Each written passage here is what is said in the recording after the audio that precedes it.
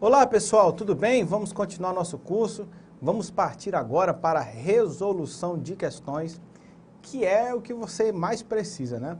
A gente viu toda a parte teórica, os principais pontos, e a gente vai aprofundar resolvendo questões aqui, né, nos comentários, beleza? Vamos para a tela. Primeira questão aí, vamos iniciar com a bateria de questões do CESP. Diz lá o seguinte, vamos lá. Com a reforma administrativa de 1967, buscou-se melhorar a dinâmica de funcionamento da administração pública, por meio da descentralização de várias atividades para a administração indireta, como autarquias e fundações. Muito bem, pessoal. Quando você se deparar com questões do CESP, eu costumo dizer para meus alunos em aulas presenciais para eles se preocuparem principalmente, primeira coisa, com o verbo, certo? Olha só, o verbo aí ó, é que a reforma, a ideia central é que a reforma administrativa de 67 quis o quê? Melhorar a dinâmica de funcionamento. Como? Através da descentralização para a administração indireta. E ele cita dois exemplos aí. Muito bem. Pessoal, a reforma administrativa de 67 é o Decreto-Lei 200. Decreto-Lei 200. O Decreto-Lei 200 quis proporcionar justamente o quê? A descentralização de atividades, ok? A flexibilização da administração pública, certo? Então, a gente diz que, inclusive, que a reforma administrativa de 67 foi o primeiro passo rumo à chamada administração gerencial. Portanto, pessoal, a gente já tem aqui uma questão correta, certo? Porque a ideia de administração direta e indireta surgiu em 1967, certo? E a ideia era justamente, e a finalidade era justamente essa, melhorar a dinâmica da administração pública, ok? Próxima questão aí. No primeiro período do governo Vargas, década de 30,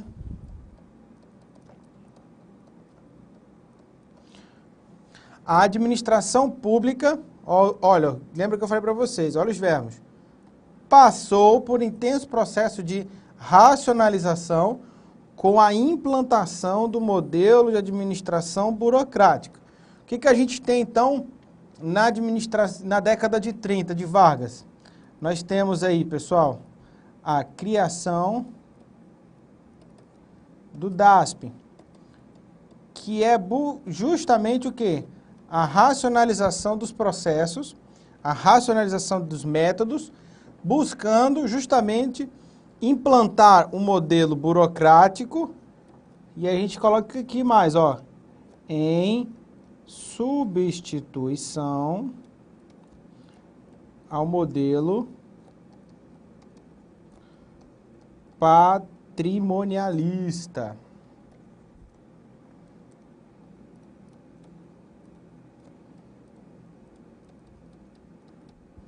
Ao modelo patrimonialista, ok? Então era justamente o que Vargas queria quando implantou o DASP, quando mudou, né, essa forma de administrar, dessa forma de pensar em administração pública. Beleza, pessoal? Vamos lá, próxima questão.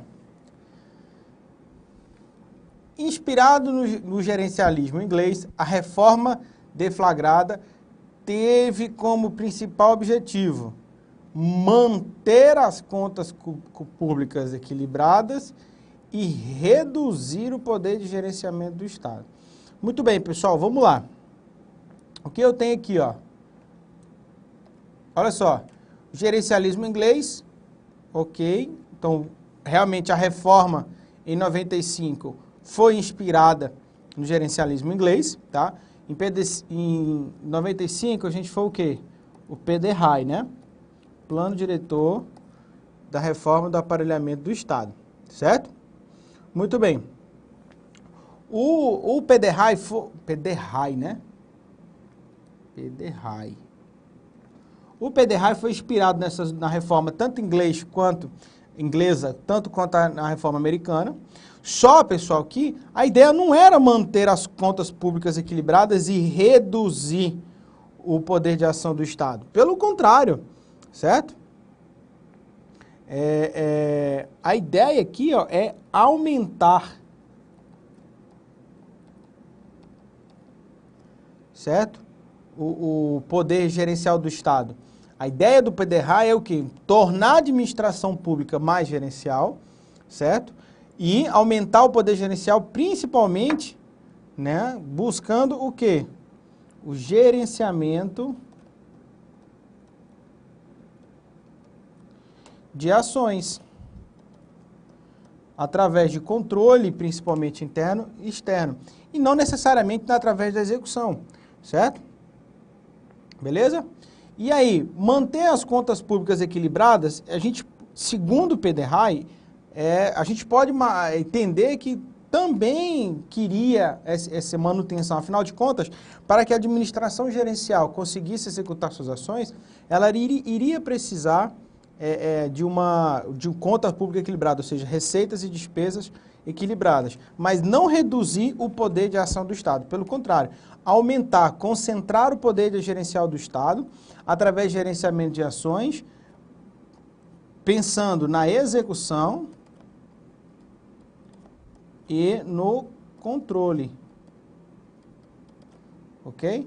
Portanto, o item aqui está errado, beleza? Então, cuidado aí, pessoal, a gente realmente é uma questão aí bem capciosa, bem danadinha, tá?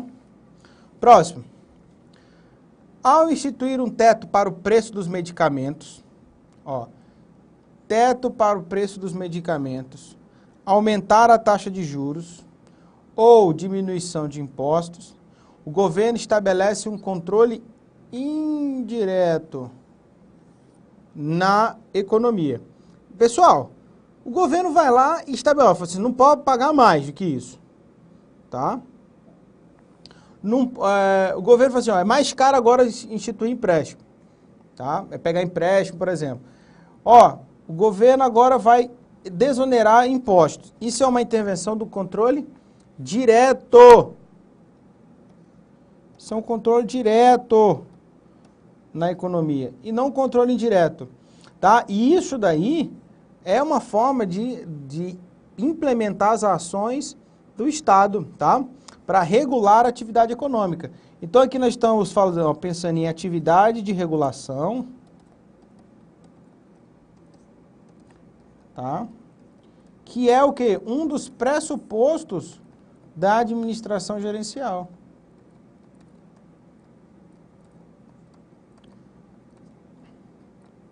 Ok, pessoal? Então a ideia é o seguinte, olha só, presta atenção aqui em mim. O Estado sai, tá? O Estado sai da prestação de determinadas atividades, que é aqueles serviços não exclusivos, tá? Que a gente já viu, lembra que a gente tem um núcleo estratégico, os serviços exclusivos e os não exclusivos, né? Dentro dos serviços não exclusivos, o Estado, ele vai manter o quê? A regulação das atividades econômicas. Então, por exemplo, na reforma administrativa, no PDRA 95, nós tivemos o Estado sai do cenário principal, como prestador de alguns tipos de serviço, privatiza para a iniciativa privada e apenas trabalha com a regulação econômica. Isso é uma forma de administração, isso é uma das ações da administração gerencial. É o Estado deixar de prestar o serviço diretamente e atuar na parte de regulação. O início disso foi em 97, com a criação da Anatel, que esse é um modelo americano de administração pública. O Estado sai da prestação de determinado serviço, transfere para a iniciativa privada e trabalha como um Estado regulador. E aí você tem o surgimento de diversas agências reguladoras no setor da economia no país. A Anatel, que foi a primeira, né, na área de telecomunicações, com a privatização da Telebrás, a ANEEL, da energia elétrica, a ANAC, da aviação civil, a ANTAC, de transportes aquaviários, você tem a Agência Nacional das Águas, a NTT, que é a Agência Nacional de Transporte Terrestre, a Agência Nacional da Saúde Suplementar, que regula ali os planos de saúde, a Vigilância Sanitária, a Anvisa. Então você tem diversas agências reguladoras surgindo, né, nesse novo modelo de administração pública, e o Estado saindo de cena da prestação de serviço e apenas trabalhando com a regulação, com algum desses mecanismos que você viu aqui, né, instituindo regulação por preço máximo, trabalhando com taxa de juros, regulando através de impostos, né, elevação ou redução de alíquota, base de cálculo, né, por exemplo, ou mesmo o valor nominal, enfim. O governo atua diretamente na regulação da economia, buscando o quê? Garantir ali que os níveis de preços e mercado se mantenham equilibrados, constantes, né? E o Estado não gasta tanto na prestação de serviço, ele deixa a iniciativa privada explorar. Então, essa atividade de regulação econômica, ela surge dentro da administração gerencial. Beleza, pessoal? Tranquilo? Acho que deu para entender, né? Vamos para a tela aqui, voltar, vamos lá. Muito bem. Continuando aí, pessoal. Próxima questão aí.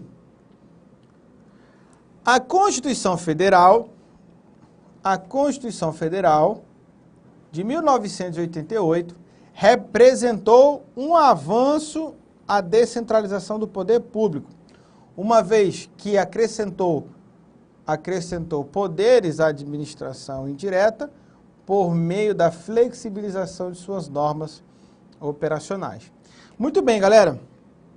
Eu falei para vocês tomarem cuidado, né, com essa questão. Olha só, a Constituição Federal foi um retrocesso ao modelo burocrático. Não podemos esquecer isso, tá? Por quê? Porque ela não trouxe avanço à descentralização. Ela trouxe avanços à centralização do poder público, certo? Então, ela centraliza administrativamente, ó, centralização administrativa e descentralização política.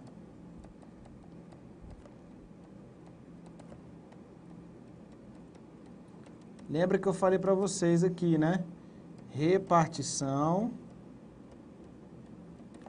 de competências. Ok? Então fiquem ligados nisso aí, tá? Essa é uma pegadinha clássica, a gente não pode perder pontos preciosos com essa questão. Tá ok, pessoal? Próxima questão aí, ó. Vamos lá. A administração pública federal foi o foco do plano diretor da reforma do aparelhamento do Estado, o PDRAE, que também inclui as administrações estaduais e municipais. Muito bem, pessoal. Então, o que acontece? O PDRAE, né? O PDRAE, ele estabelece, né, mecanismos, regras, diretrizes, certo? Para toda a administração pública, seja ela federal, estadual, municipal. Foco na União, que é a pessoa jurídica da administração pública federal, reflexo nos estados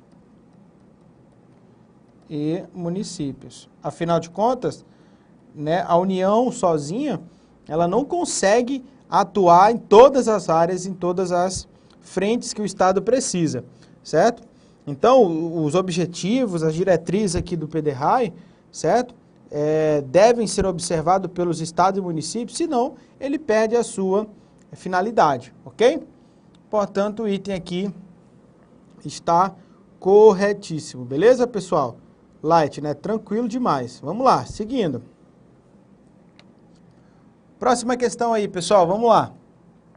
A reforma administrativa de 1967, realizada por meio do Decreto-Lei 200, ampliou a administração pública indireta, transferindo as atividades para as fundações e empresas públicas. Muito bem, pessoal, questão aí correta.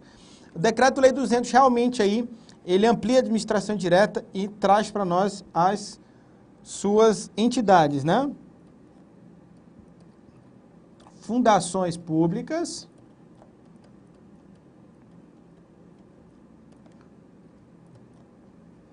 autarquias, sociedade de economia mista,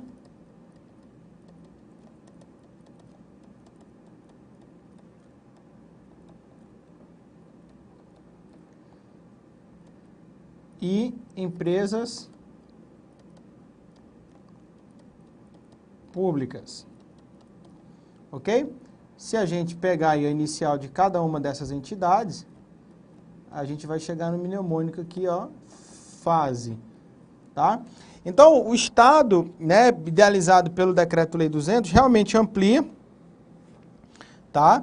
E transfere para essas entidades da administração indireta, né, a execução dessas atividades, tá? Ele cita aqui, ó, fundações e empresas públicas, não cita as autarquias da economia mista, mas não está errado, porque ele transfere para elas, não somente para essas entidades, mas transfere aí para as fundações e empresas públicas, tá, essas atividades, ok? Portanto, o item aí está corretíssimo, tá? Próxima questão. É correto considerar que as primeiras tentativas de implantação da administração gerencial remontam à década de 60. Gente, certo. O que nós tivemos na década de 60?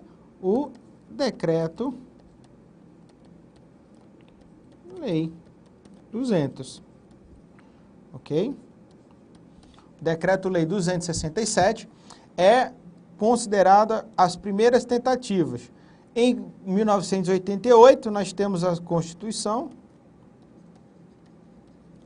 né, a Constituição Federal, e aí a Constituição Federal, né, reforçando o que a gente já falou, retrocesso à burocracia, ok? E em 1995, PDRAE, implantação da administração gerencial. Beleza, pessoal? Então, a questão aí, tranquila, para a gente conseguir resolver, tá? Próxima questão aí, vamos lá. Acerca da reforma do serviço civil, assinale a opção correta. Então aí, o CESP geralmente não traz questão de múltipla escolha, né? Mas apareceu aí, beleza? Vamos lá. Letra A, o enfraquecimento da liderança, tá? Decorrente da dificuldade de manter a coesão, ó, dificuldade de se manter a coesão em um ambiente de cultura dispersa. E o comportamento anárquico são algumas possíveis consequências do excesso de flexibilidade na gestão das pessoas na administração pública. Gente, vamos lá, olha só. Se você tem flexibilidade em excesso, você tem o quê? Um comportamento anárquico, ou seja, o que é comportamento anárquico? O que seria anarquia? Desorganização e sem governo central. Então, a ideia, se você tiver um excesso muito flexível, todo mundo vai querer mandar, todo mundo vai querer estabelecer norma. Então, você vai ter um processo de desorganização natural, o enfraquecimento da liderança, ou seja, da figura de uma pessoa que conduz. Afinal de contas, nós temos uma cultura muito diferente, tá? E aí você vai criar realmente essas disfunções. Portanto, já podemos considerar que a letra A está correta, tá? Então, é uma consequência natural do excesso de flexibilidade, né? A possibilidade, a consequência, vamos dizer assim, de uma situação onde você tem muita flexibilidade, todo mundo pode fazer o que quiser. Lembre, essa palavra aqui é que torna a questão correta, o excesso, tá? Não é ter flexibilidade que gera anarquia, é o excesso dela. Deve ter flexibilidade, mas com certo controle, tá ok? Vamos lá, letra B. No âmbito do setor público, o principal foco da gestão de recursos humanos deve ser a conduta dos servidores, a fim de garantir que eles tenham comportamento adequado. Gente, não, gestão de pessoas, o foco não está na conduta, certo? O foco está no desempenho. O foco da gestão de recursos humanos, hoje, atualmente uma gestão de pessoas, não é a conduta, é o desempenho. Tá? Antigamente, na parte burocrática da administração, o foco realmente era na conduta, nos procedimentos. Hoje não, né? No âmbito do setor público, o principal foco é o desempenho, certo? Então, buscar que alinhar o desempenho do servidor com as finalidades, com os objetivos dentro do órgão público, beleza? Vamos lá. Letra C. O fato de as políticas de gestão de recursos humanos, inclusive meritocráticas, não serem formalizadas nem explícitas, não prejudica a prática de gestão de pessoas. Tá errado, pessoal. Primeiro, tá errado por quê? Porque as práticas de gestão de pessoas, elas são formalizadas. Por exemplo, você tem aqui, ó, plano de carreira. Você tem lá, você sabe, quando você tem um cargo com estrutura em carreira, você já entra sabendo de tanto tempo você vai progredir, você vai ser promovido, o salário vai aumentar, tá ok? Então, assim, por exemplo, outra política de gestão de pessoas, critérios de remoção, critérios de licenças, então está formalizado, ok? Então, tá tudo errado como ele está dizendo aí. E, lógico, se não tiver formalizado, prejudica, né, a prática de pessoas humanas, de recursos humanos. Por quê? Porque senão a administração pública ela faz com tudo conforme está determinado em alguma norma. Isso é uma característica da burocracia. Então, se não tiver normatizado, não tem como justificar determinada prática, determinada conduta dentro da administração pública, tá?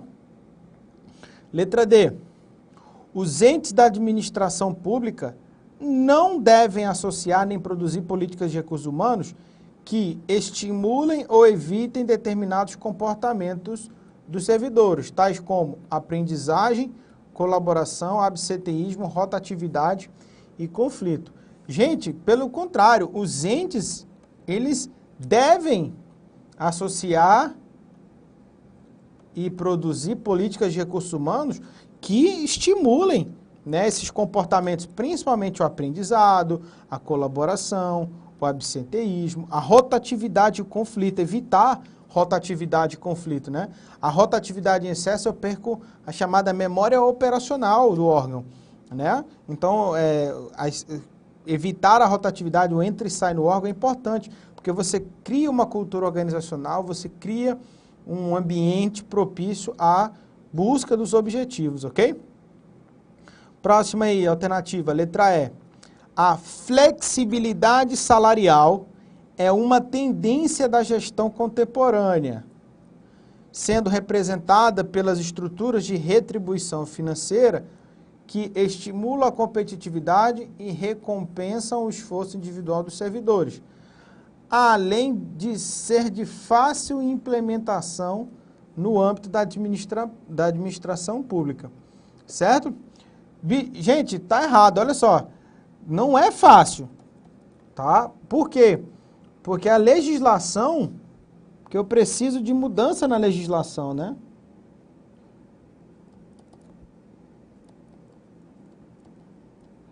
A política de recursos humanos da administração pública ela é baseada na lei. Esse é o princípio da legalidade. Então, para que eu consiga fazer uma implantação de um novo modelo de administração pública, né, buscando aí a flexibilidade de salário, com base em recompensas, em competitividade, em desempenho, né, você tem alguns cargos já trabalham com isso. Por exemplo, o meu cargo, tá? Meu cargo atual na época que eu estou gravando essa aula, tá? É agente administrativo da PF, ok? Da Polícia Federal. O que acontece? Eu tenho um salário que é o meu chamado de vencimento e eu tenho a gratificação de desempenho de atividade administrativa, tá? E essa gratificação, ela corresponde a aproximadamente 50% do meu salário. E isso daqui é variável, depende do quê? Depende de dois fatores. A avaliação institucional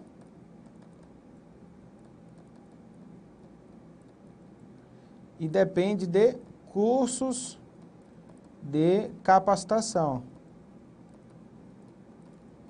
Então, para vocês terem noção, 80% da minha gratificação é avaliação, 20% é curso. Então, isso aqui depende do meu desempenho no trabalho, isso aqui depende. Se eu fizer cursos aí de 40 horas, eu ganho os 20%. Se eu fizer curso de 30 horas, eu não ganho 20%, eu ganho um pouquinho menos, tá? Então, isso daqui é um exemplo de flexibilidade salarial, tá? Então, ou seja, 50% da minha remuneração total hoje é uma gratificação de desempenho, que é chamada GDA, tá? Aí, sendo que eu preciso ter um desempenho favorável, compatível e me capacitar. Esse curso aqui é por ano, tá? Eu tenho que fazer um curso aí de 40 horas por ano. E aí, se eu não fizer, eu não ganho. Só que essa flexibilidade, ela não é fácil a implementação. Depende de mudança na legislação, depende de negociação com o governo, e esse aí é o problema, tá? Beleza, pessoal? Então é isso, nosso tempo aqui já está acabando, mas não se preocupe que a gente vai resolver mais questões, beleza? Então não sai daí que já já a gente volta.